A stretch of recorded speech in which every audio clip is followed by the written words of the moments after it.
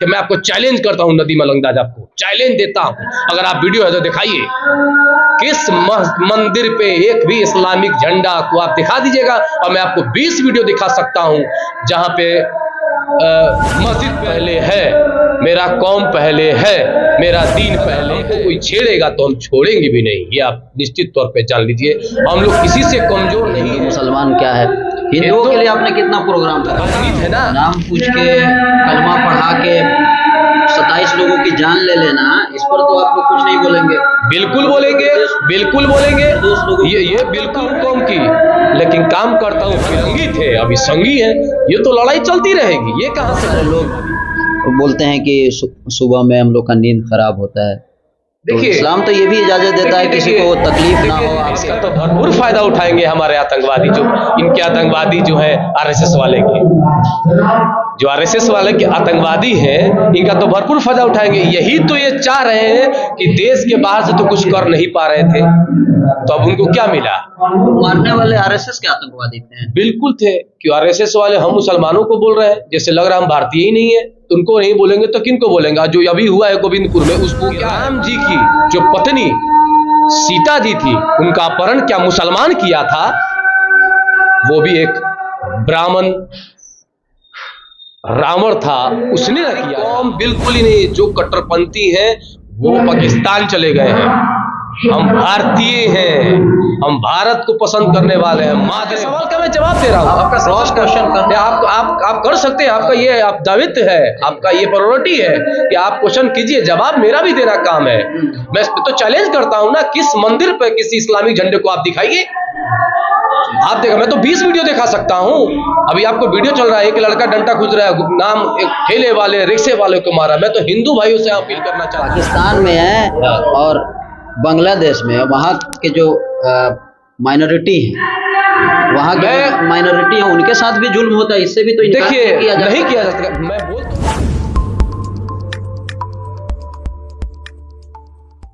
राजनीति में अभी सिवान के MM कॉलोनी में जो आपका होटल निमरा है, उसी होटल निमरा में अभी हम लोग हैं। कल यानी 3 मई से एक प्रोग्राम की शुरुआत हुई थी, जो कहा जा रहा है कि बिहार में ये पहला बार हुआ है अजान कंपटीशन। बिहार में पहली बार, ये आप देख सकते हैं, मोहम्मद कैफ बंटी, पूर्व विधानसभा प्रत्याशी रघुनाथपुर, उनके द्वारा, और भी बहुत सारे लोग हैं, खालिद भाई हैं, फैयाज खान हैं, दिलशाद हसन है, आपको बैनर पोस्टर पे नाम दिख रहा होगा। तो बिहार के अलग अलग कोने से, खास करके सीमान, गोपालगंज, छपरा और यूपी के जो पास में जिला है गोरखपुर के भी बच्चे आए हुए हैं। कल तकरीबन 150 बच्चे थे, उनमें से 30 बच्चों को चयनित किया गया। आज फिर उनका दोबारा कंपटीशन हो रहा है। उनमें से जो टॉप 3 होंगे, उनको आप देखिए यहाँ पे फर्स्ट प्राइज जो है हम आपको दिखा दें। इस जगह पे जजेज हैं, जो भी बच्चे, जो भी लोग अजान दे रहा है, वो जज कर रहा है कि कौन बेहतर अजान दे रहा है। इसके अलावा बहुत सारे लोग हैं जो इस प्रोग्राम में शामिल हुए हैं। हम चाहेंगे कि इधर का भी नज़ारा दिखा दिया जाए, फिर से हम आपको प्राइज के बारे में बता दें। देखिए, फर्स्ट प्राइज 21,000 रुपये है, सेकंड प्राइज 11,000 रुपये है और थर्ड प्राइज 5,000 रुपये है। तो इस प्रोग्राम को जो मेन ऑर्गेनाइजर हैं, उनसे हम लोग जुड़ने की कोशिश करेंगे। अलग तरीके से राजनीति होता है पूरे देश में अजान को लेकर, आपने देखा होगा, खास करके यूपी में राजनीति होता है। आज के इस दौर में खास करके हिंदुस्तान में जो मुसलमान हैं, जो अपने धार्मिक जो भी काम वगैरह होता है, उसके लिए अलग अलग तरीके से प्रतिबंध सरकार के द्वारा लगाया जाता है। ऐसे कई सवाल है। इस दौर में इस तरह के आयोजन करना, सबसे पहले हम लोग मकसद को समझने की कोशिश करेंगे। कैफ जी, स्वागत है हमारे चैनल पर। आपका भी बहुत बहुत शुक्रिया जो आप आए, और जो दीन का काम चल रहा है, जो इस वक्त जो सबसे ज़रूरी है हम मुसलमानों के लिए, और इसका मकसद एक ही है। अजान कंपटीशन का मकसद यही है कि हर ज़बान पे कलमा गोई के ज़बान पे हो अजान। एक तरफ जो बीजेपी की सरकार, आरएसएस वाले आप देख रहे हैं कि संभल की घटनाओं के बाद से जो हालात सूरत हाल जो मुसलमानों पे हुआ वो काफ़ी चिंता का विषय है। और 5 मुसलमान लड़के शहीद हो गए। उसके बाद आपने देखा होगा कि हमारे वहाँ पर मस्जिद के चोंगे उतार दिए गए। तो हम लोगों ने यही सोचा कि आने वाले नस्ल को ये पैगाम दें कि हम रहे या ना रहे, इस्लाम तो रहेगा और हम झुक के कोई काम नहीं करेंगे। अपना हक और हकूक और जो हमारा संविधान कहता है कि हर कौम को आज़ादी है, तो हमारे कौम पर ये इतनी बर्डन क्यों, हमारे कौम को इतनी तकलीफ क्यों, हमारे कौम के साथ इतनी ज्यादती क्यों। तो ये पैगाम ने हम पूरे भारत में देने का काम किए हैं कि अजान एक सुकून है। अजान से जो एक इब्लीस, जो हमारी कुरान कहती है कि शैतान भागते हैं, ना कि किसी को तकलीफ देने के लिए होता है। अजान ये हमारा अपना है, क्योंकि जब हम पैदा होते हैं तो हमारे कान में सबसे पहले अगर आवाज़ जाता है वो तो होता है अजान। और जब यहाँ से इस दुनिया से रुखसत होते हैं तो हमारे आखिरी अगर कान में अगर आवाज़ जाता है तो वो भी अजान ही होता है। तो हम इस चीज़ को मजबूत कर रहे हैं, क्योंकि मुअज्जिन भी हमारे यहाँ कम हो रहे हैं। हमारे मस्जिद में मुअज्जिन भी नहीं मिल पा रहे हैं। और जो देश की हालात है, जो देश की आरएसएस वाले जो हर मुसलमानों पर जाति पर लगे हुए हैं, माइक उतारना, मस्जिद को तोड़ना, मदरसे को बंद करना, हिजाब पे सवाल, मस्जिद पे शहादत से शहादत हो रही है। तो हम लोग अब यही करेंगे कि संविधान के दायरे में होते हुए अपने हक के लिए लगातार प्रयास और लगातार लड़ने का काम करेंगे। अजान को लेकर के पॉलिटिक्स होता है, आपने देखा होगा पूरे देश में होता है। तो आपको नहीं लगता है कि इस तरह के कंपटीशन कराने से और विवाद बढ़ेगा? कैसे बढ़ेगा? हमारे अजान का एक लफ्ज जो है वो बोलता है आओ इबादत की तरफ। इबादत करने वाले कैसे आक्रोश हो सकते हैं? इबादत करने वाले कैसे किसी के दुश्मन हो सकते हैं? जिनका दिल में डर अल्लाह का डर होगा, वो निश्चित तौर पे बेकार की बातें और ना ही किसी को तकलीफ देने वाली बातें होगी। ये अजान सिर्फ और हम तो ये मोहम्मद सल्लल्लाहु अलैहि वसल्लम की सुन्नत है, और मोहम्मद सल्लल्लाहु अलैहि वसल्लम इंसानियत की, पूरी इंसानियत के लिए एक मिसाल है, और हम उनके सुन्नत पे काम कर रहे हैं। तो कैसे इस नफरती भाषा को आप कह सकते हैं? नफरत तो वो फैला रहे हैं कि इस देश को राम रहीम की जगह को तोड़ रहे हैं। हम तो इस पैगाम को लेकर भारत को जोड़ने की बात करते हैं। अगर आपके इजाजत आपका घंटा देता है, मंदिर में घंटा बजता है, तो हमें मुसलमानों को कोई परेशानी नहीं है। तो फिर हम हिंदू भाई से कहेंगे कि आपको भी कोई परेशानी नहीं हो सकती है 2 या 3 मिनट के लिए हमारे अजान से। तो हम तो मोहब्बत का पैगाम दे रहे हैं। बहुत सारे लोग बोलते हैं कि सुबह में हम लोग का नींद खराब होता है। तो देखिए, इस्लाम तो ये भी इजाजत देता है किसी को तकलीफ ना हो आपके। मैं बता रहा हूँ, देखिए ये जो कह रहे हैं ये 2014 के बाद से ही तकलीफ क्यों हो रही है? तो युगों से आ रहा है ना, 14 साल पहले से आ रहा है। उस वक्त तक तकलीफ नहीं थी। ये तकलीफ 2014 से जब बीजेपी की सरकार आई तब से यह तकलीफ है। और इसलिए तकलीफ है कि देश में दो भाग में लोग बट जाए, एक तरफ मुसलमान खड़ा हो जाए, एक तरफ हिंदू खड़ा हो जाए। और हिंदू जो भारतीय जनता पार्टी आरएसएस वाली जो बात करते हैं कि उनको तो राज चाहिए। अभी आपने देखा होगा, अभी अब देखा कि पहलगांव में जो इतना बड़ा दर्दनाक हादसा हुआ, उस वक्त तो देश के एक हर भारतीय का दिल दुखा हुआ है। लेकिन देश के जो प्रधानमंत्री हैं, उनका पिछला वीडियो आप देखिए और अभी का वीडियो देखिए, एक तरफ भ्रमित करते हैं पूरे देश को, और जब उन्हें जवाब देने का वक्त आता है तो जातीय जनगणना में लग जाते हैं। जब उन्हें, हम तो फक्र करते हैं जो 70 साल राज किए कांग्रेस की, अगर एक साड़ी वाली आयरन लेडी इंदिरा गांधी आज रहती तो निश्चित तौर पे पाकिस्तान में घुसकर मारने का काम करती, जवाब देने का काम करती, बल्कि देश को दूसरे दिशा में ले जाने का काम नहीं करती। उनका मैं तहे दिल से और उनको मैं सलाम ठोकता हूं कि वैसे ही प्रधानमंत्री जो बातों में उलझाए नहीं, देश को बांटने की बात ना करे। अगर आपको लगता है कि जिस तरीके से उन्होंने लहजा इस्तेमाल किया कि पाकिस्तान को मारेंगे, सर्जिकल स्ट्राइक होगा, घुसेंगे, पीओके लेंगे, ये करेंगे, वो करेंगे, और जब वक्त आया तो सब लोग खड़े हो गए। उनकी भाषाएं बदल चुकी है। यह सिर्फ हिंदू भाई को बरगलाने का काम किया गया है, हिंदू भाई को एक तरह से दूसरी दिशा में ले जाने का काम किया गया है, लेकिन इससे कोई देश की भलाई नहीं है। इस वक्त जब 370 हटा, किस लिए हटा? हर भारतीय जाके कश्मीर में जमीन ले ले, जम्मू कश्मीर में जमीन ले ले। वक्त आ चुका है कि पाकिस्तान में जाके, लाहौर में, कराची में जाके जमीन लेने का वक्त आया है। तो कहाँ है हमारे प्रधानमंत्री? अच्छा, आपने इंदिरा गांधी का जिक्र किया। अभी आप बीजेपी 15 साल, अब तीसरा टर्म है, तो आप कई तरह के सवाल खड़े कर रहे हैं। तो कांग्रेस के टाइम में भी तो बहुत सारी चीजें हुआ, इमरजेंसी उसी टाइम में हुआ। देखिए इमरजेंसी हुआ, देखिए मेरी बात सुनिए, एक इमरजेंसी हुआ तो क्या दूसरे के देश के लोगों ने लगाया?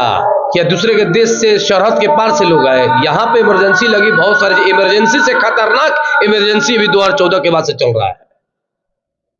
उस इमरजेंसी में पूरे भारत के लोग थे, इस इमरजेंसी में सिर्फ मुसलमान हैं। इसको आप कैसे, अब वो पूरे भारत के लिए इमरजेंसी लगा हुआ था, और आप कह रहे हैं कि इंदिरा गांधी को मारने वाला क्या मुसलमान था?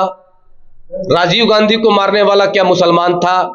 क्या हमारे राष्ट्रपिता को मारने वाला मुसलमान था? इन भाइयों, हिंदू भाइयों को बताइए। और जो अभी चल रहा है, जो ट्रेंड में चल रहा है, जिस तरीके से हम मुसलमानों को प्रताड़ित कर रहा है, तो इमरजेंसी जब लगी थी तो एक जात के लिए या फिर एक समुदाय के लिए नहीं लगी थी। लेकिन ये जो काम हो रहा है, जो भारत में जो अभी हो रहा है, वो तो एक समुदाय के लोगों के लिए ना हो रहा है। मस्जिद किसकी है? मदरसा किसका है? दाढ़ी किसकी है? ये अजान और चोंगा उतारने वाला किसका है? एनआरसी किसकी है? सीए किसका है? यूसीसी क्यों इतना आ रहा है?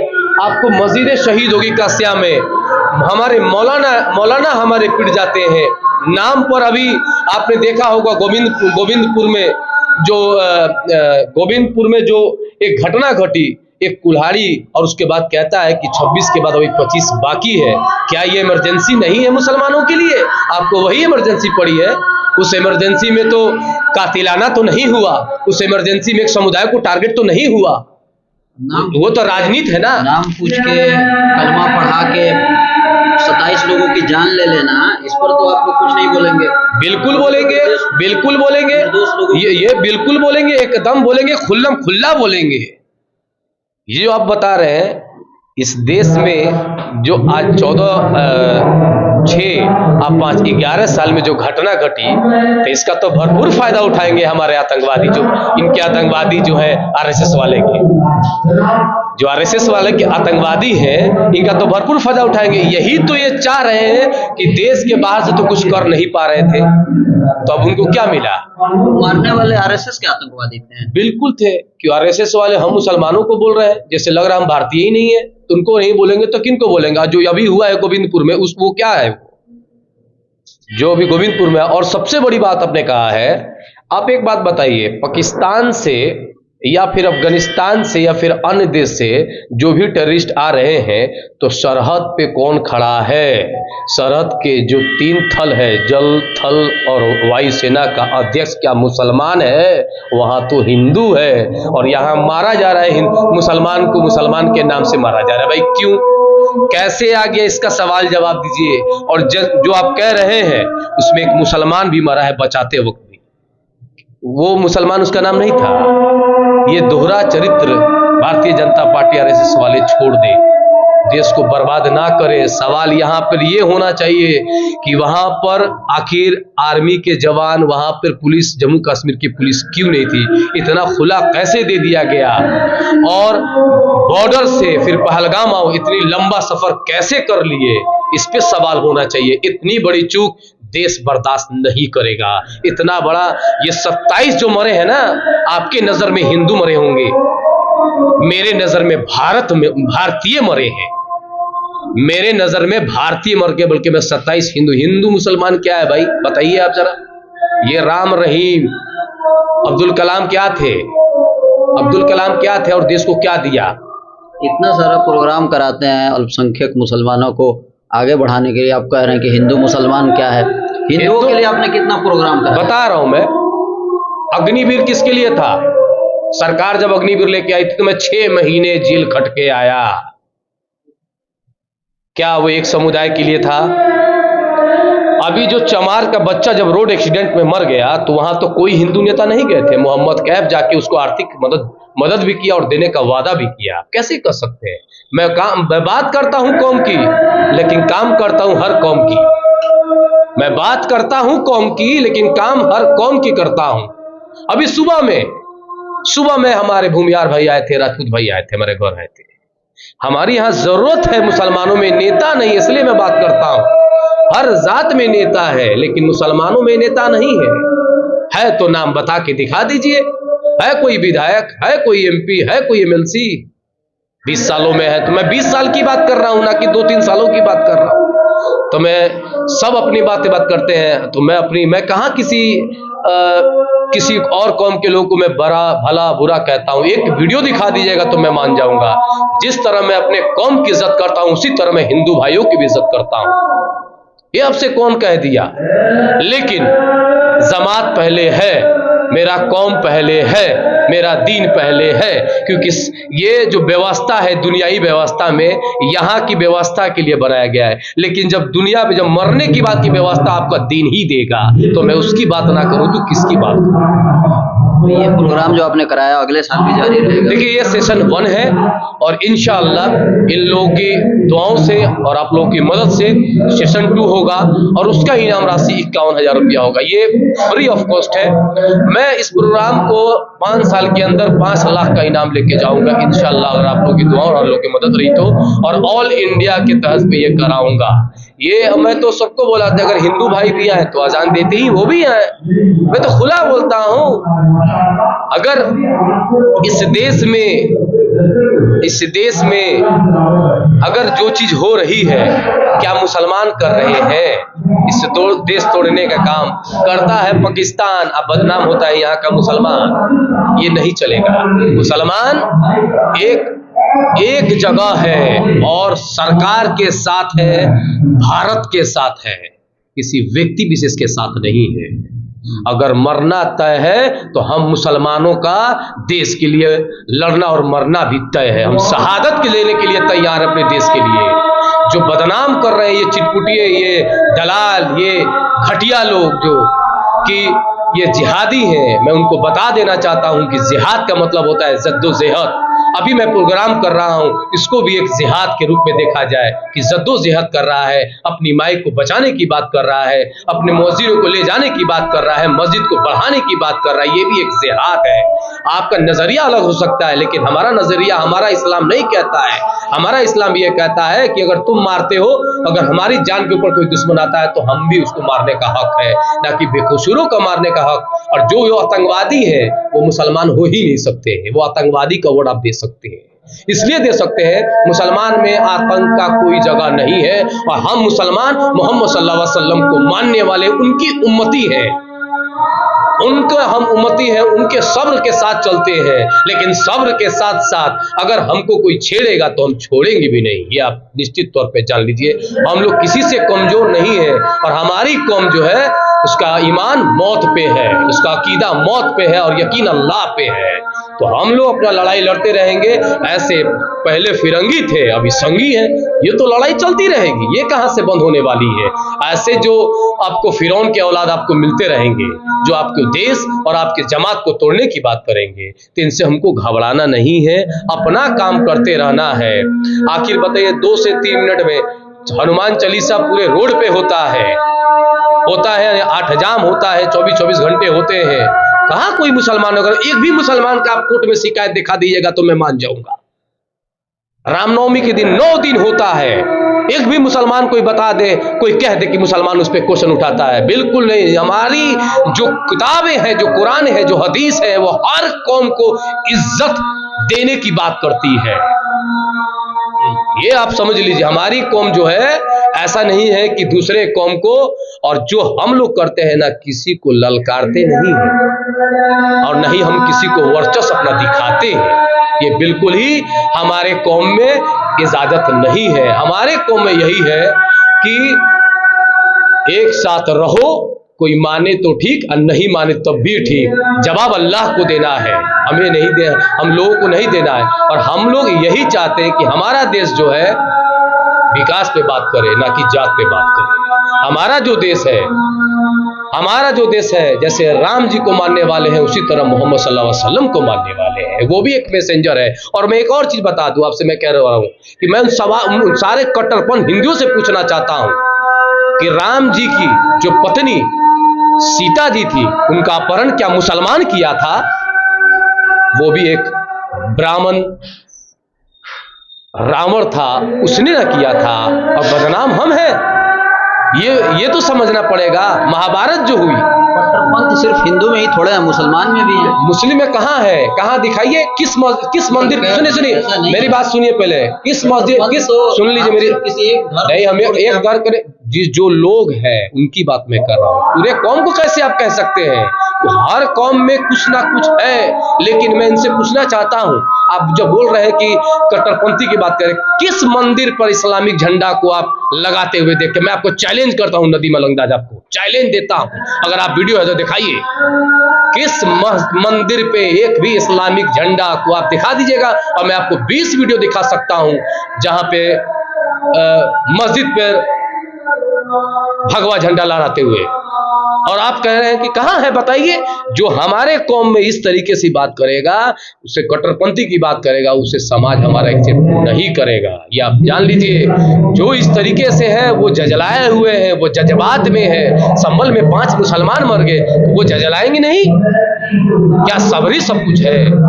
आप कह रहे हैं दूसरे कौम के, हम लोग किसके पीछे पड़े हैं? उनकी सांस्कृतिक कॉलेज है, सांस्कृतिक स्कूल है, कहाँ कहीं बंद होने की बात कहा जाता है, और हमारे मदरसे बंद होने की बात होती है।